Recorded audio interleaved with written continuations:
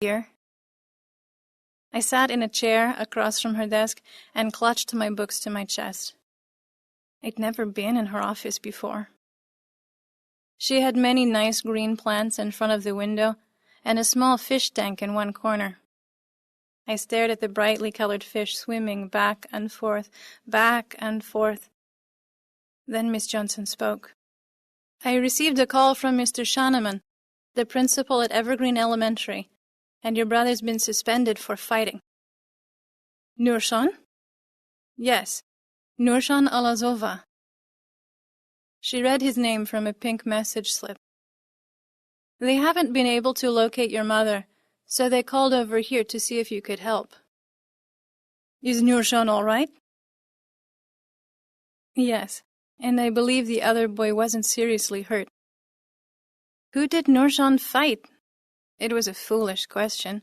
I was sure of the answer. Miss Johnson hesitated, so I just said, Asi Nishizono. And she nodded. What must I do? I asked. The school policy on suspension requires that the parent or guardian must have a conference at school within 24 hours of the suspension. Can you help us locate your mother or your father? Yes, I can do that. Do your parents speak English, Maya? Just a little. Then perhaps you could attend the meeting and translate for them. Yes, I must always do this for my parents. At the store, at the doctor, things like that. Here's the phone. I'll step out to give you some privacy.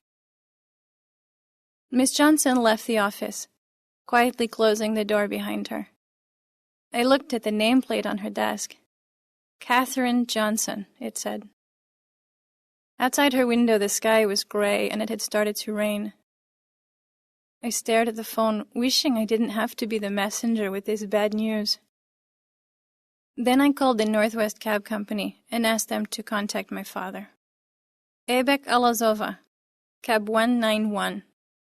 I'm his daughter, and there is a family problem I must speak with him about. I stayed on the line while the dispatcher radioed Papa. I looked at the clock and felt my heart grow heavy. In a minute the bell would ring, school would be out, and the gymnastics meet would begin. Maya! Papa's voice was alarmed. What is wrong? Nurjan has been in a fight with another boy. Then I explained in Russian what had happened, and Papa said he had to drop his passenger at the Four Seasons Hotel downtown, and then he'd come straight to Nurjan's school. He'd be there about 3:30. Miss Johnson came back into the office as I hung up the phone. Did you get your mother? I don't have the number where she works today, but I got my father. He will come to the school. Good. Miss Johnson? Yes? I will leave now for Evergreen. Will you tell Miss Coe I have a family problem and I cannot attend the gymnastics meet? Of course. And I'll call Mr. Shanaman at Evergreen now and let him know that you and your father will be there. I went to my locker, got my coat, then walked quickly down the hall to the south door that opens onto the playfield that joins our school with Evergreen. Poor Nurshan, getting in such big trouble. I couldn't fault him for fighting with Asi Nishizono. Such a mean boy. He'd been teasing Nurshan without mercy for not speaking well and mispronouncing things. I hoped Nurshan had given him a hard punch. But why did he have to make this fight today? I felt angry that I had to miss the meet because of Nurshan. Would Miss Coe still want me on the team? Would she think I wasn't reliable? But as I neared Nurshan's school, my old school, I only worried about Papa. Even though he didn't shout at me on the phone, that didn't mean he wasn't angry. He had a person in his cab, and the dispatcher might have been hearing us. Probably the dispatcher didn't know Russian, but Papa wouldn't show his anger in the cab anyway. But Papa could be very, very angry. Not just with Nurshan, but with me too. He and Mama think it's my duty to watch out for Nurshan and keep him out of trouble. As I walked up to the front door, Mr. Zabornik, the custodian, waved to me. He was picking up papers and litter around the bushes next to the front walk.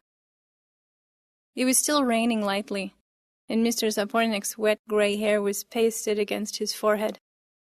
"Hi, Maya." "Hello, Mr. Zapornik." "You're about your brother, I suppose?"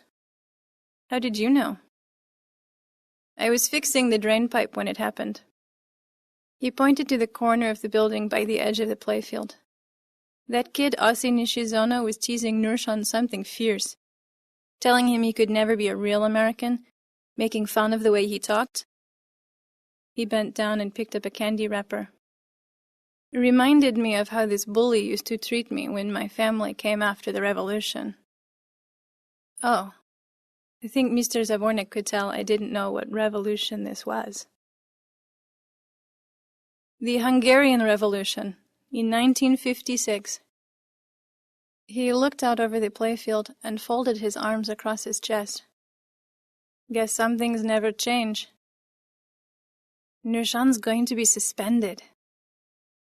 "Sorry to hear that. Of course, the school can't allow fights, and this was no scuffle. But I can sure see how your brother lost his temper." Then he went back to picking up the litter. "Good luck." "Thank you, Mr. Zabornik." I went to the front office, where Miss Ilo, the head secretary, spoke to me in a very kind way. "Maya, Mr. Shaneman is waiting for you in his office. You can go right in." Mr. Shaneman was behind his big desk, and Nurshan was sitting on a chair in the corner. He looked like a rabbit caught in a trap. He had scrapes on his hands and on his cheek, and his eyes were puffed up. I couldn't tell if that was from crying or being hit. "I understand your father will be coming. Is that right, Maya?" I nodded. "Just take a seat by your brother. Miss Ila will bring your father in when he gets here." Then Mr. Shaneman read some papers on his desk, and I sat down next to Nurshan and spoke quietly to him in Russian. "Nichivo, Nurshan. Ya vas ne vinu." "It's okay, Nurshan. I don't blame you," is what I said. Nurshan's eyes were wet with tears as he nodded to me. I stared out the principal's window. Across the street, the bare branches of the trees were black against the cement gray sky. The rain came down in a steady drizzle, and after a few minutes, I saw Papa's cab turn the corner. His cab is green, the color of a lime, and he always washes and shines it. I watched Papa park and get out of the cab. His shoulders are very broad underneath his brown leather jacket, and Papa has a powerful walk, like a large, strong horse that plows fields. He walked briskly, and as he came up the steps of the school, he removed his driver cap. It seemed like 1,000 years, but it was only a minute before Miss Yellow brought Papa into the office. Nurshan and I stood up when he entered, but he didn't look at us. Only at Mr. Shaneman, who shook hands with him and motioned for him to have a seat. Papa sat across the desk from Mr. Shaneman and placed his driver cap in his lap.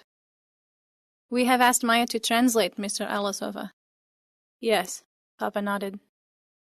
When he heard my name, he understood what Mr. Shaneman meant. "Your son, Nurshan, was involved in quite a nasty fight." Papa looked at me, and I said to him in Russian, "Nurshan was in a little fight." Mr. Shaneman continued. "The other boy, Ossi Nishizono, needed 2 stitches at the hospital." "The other boy, Ossi Nishizono, was a little hurt," I told Papa. Nurshan's eyes became wide as he listened to my translation. "We have a policy that anyone who fights must be suspended from school. Both boys will receive a 2-day suspension. The other boy, who is very bad," I translated for Papa, "is not allowed to come to school for 2 days, and his parents must punish him. Nurshan must stay home too, but he should not be punished so much." Papa nodded. Then Mr. Shaneman said, "We've been told the other boy was teasing your son. We'd like you to help Nurshan find ways to handle this situation without resorting to violence. We are working with the other boy to help him show respect for all students. I looked at Papa and translated. The other boy was teasing Nurshan in a violent manner.